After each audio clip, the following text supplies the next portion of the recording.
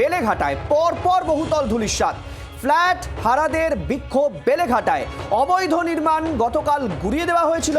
অবৈধ নির্মাণগুলির জন্য দুটি তৃণমূল নেতা সেই নির্মাণগুলিতে জড়িয়েছিলেন। তৃণমূল নেতার জোড়া বহুতল একেবারে গুড়িয়ে দেওয়া হয়। সেই ছবি আপনাদেরকে আমরা এই মুহূর্তে দেখাচ্ছি। আর তারপর ফ্ল্যাট হারাদের ক্ষোভের মুখে বেলেঘাটায় তৃণমূলের নেতারা, দেখতে পাচ্ছেন সেই ছবি।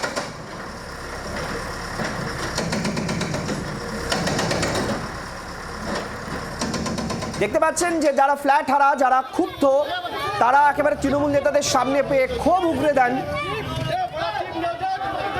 দেখতে পাচ্ছেন রাজু নস্করের ঘনিষ্ঠকে সামনে পেয়ে একেবারে রীতিমতো মারমুখী জনতা এবং চড়থাপ্পড় দেওয়া হচ্ছে। দেখতে পাচ্ছেন সেই ছবি।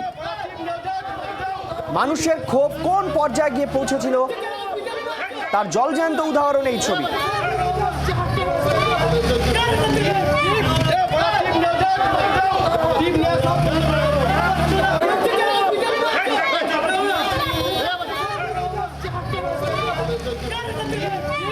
কথা বলবো বিষয় নিয়ে, আমাদের সঙ্গে রনয় রয়েছেন, আমাদের প্রতিনিধি একেবারে সরাসরি। রনয়, গতকালই আমরা দেখিয়েছিলাম শহর কলকাতার ছটা জায়গায় কিন্তু বুলডোজার চলেছিল। একটা জায়গায় খোদ মন্ত্রী মানে অগ্নিমিত্রা পল তিনি উপস্থিত ছিলেন। এই যে রাজু নস্কর হোক, সোনাপা কুবক, এদের যে দখল করে রাখা জায়গা সেগুলোতে বুলডোজার চললো। আজকে ক্ষোভ দেখলাম আমরা, সাধারণ মানুষের ক্ষোভ।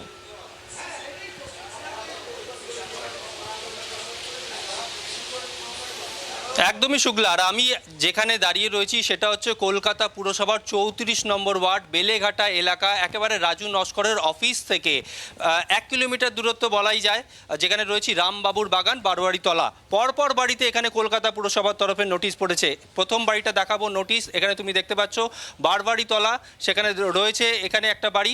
পাশের বাড়িটাও দেখাবো, ক্যামেরাপার্সনকে বলবো পাশে আরও একটা বাড়ি, সেখানেও কিন্তু সেম একই নোটিশ পড়েছে। এই যে বাড়িগুলোর তৈরি করা হয়েছে এই বাড়িগুলো সম্পূর্ণ বেআইনি। আরও একটা নোটিশ তুমি দেখতে পাচ্ছ এখানেও, এই বাড়িটাও অর্থাৎ B/18/H/5 এই বাড়িটাও কিন্তু একেবারে বেআইনি। এবং এই যে দুটো বাড়ির মাঝের যে জায়গাটা তুমি দেখতে পাচ্ছ একেবারে সেটে গেছে বলা যায়, কারণ এই জায়গা ছাড়া হয়নি এমনটাই অভিযোগ। শুধু তাই নয়, এই গলিতে অর্থাৎ বারোয়ারিতলার এই এলাকাতে একাধিক বাড়ি রয়েছে, প্রত্যেকটা বাড়ির কিন্তু একই অবস্থা। ক্যামেরাপার্সনকে বলবো একবার সামনের দিকে ছবিটা দেখানোর জন্যে। এই যে বাড়ি পরপর বাড়ি দেখতে পাচ্ছ, এই দুটো বাড়ি ছেড়ে যদি আমি আরও একটু এগিয়ে যাই সেখানেও কিন্তু একই অবস্থা। এখানে বাসিন্দারা কিছু বাড়ি হচ্ছে যেখানে বাসিন্দারা চলে এসছেন, আবার কিছু বাড়ি রয়েছে যেটা এখনও তৈরি হচ্ছে। সামনে আরও একটা বাড়ি তোমাকে দেখাবো, সেই বাড়িটাও কিন্তু একই অবস্থা, অর্থাৎ সেখানেও কলকাতা পুরসভার তরফে নোটিশ পড়েছে। তবে যে বাসিন্দারা থাকেন এখানে তারা বলছেন যে 1 মাস হয়েছে তারা এই ফ্ল্যাটে এসছেন, কিন্তু তার মধ্যেই গতকাল কলকাতা পুরসভার তরফে এই নোটিশ পড়েছে এবং তারা বলছেন যে তারা বুঝতে পারছেন না যে রনয়, এটাই তো সবচেয়ে বড় বিষয় যে যারা অবৈধভাবে তৈরি করলেন আর লাখ লাখ কোটি কোটি টাকা দিয়ে মানুষ এই ফ্ল্যাট কিনে তারা শিফট করেছেন, তারা তো অথই জলে পড়লেন। তারা কি করবেন?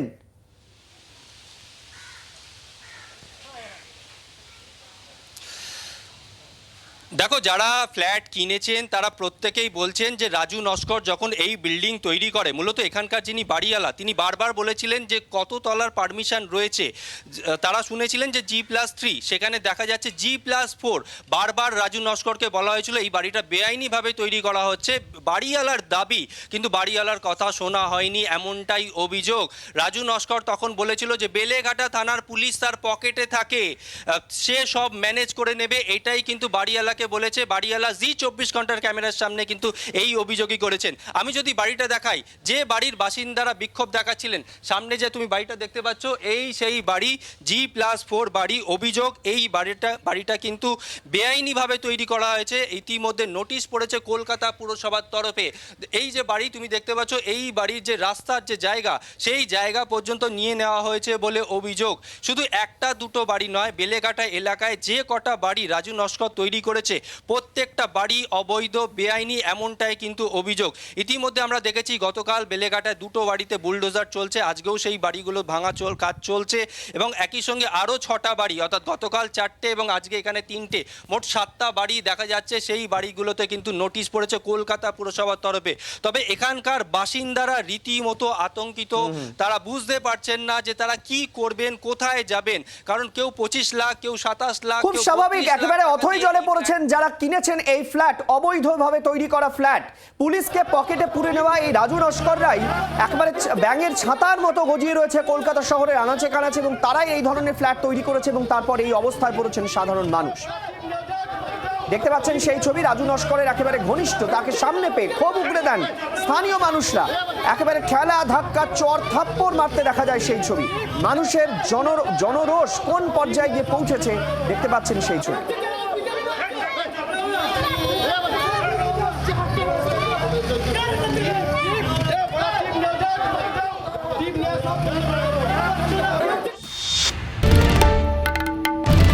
বাংলার আওয়াজ, বাঙালির আবেগ, জি 24 ঘন্টা।